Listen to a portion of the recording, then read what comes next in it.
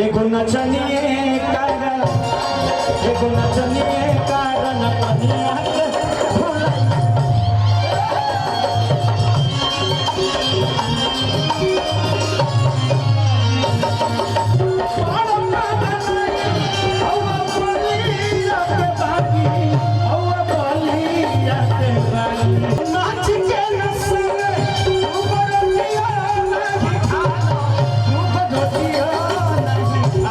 अच्छे अच्छे गाने देते हैं। मैं चाहता हूँ कि एक जोरदार ताली अगले सभा के लिए बजा दीजिए।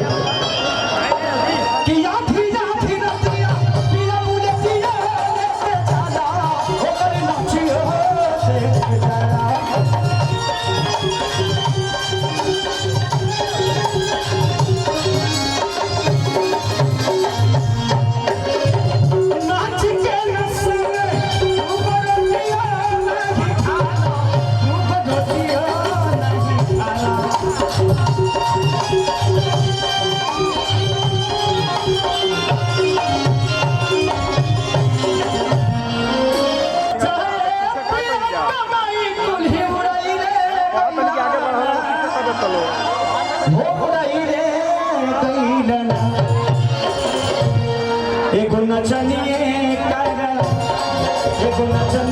कारण पनिया के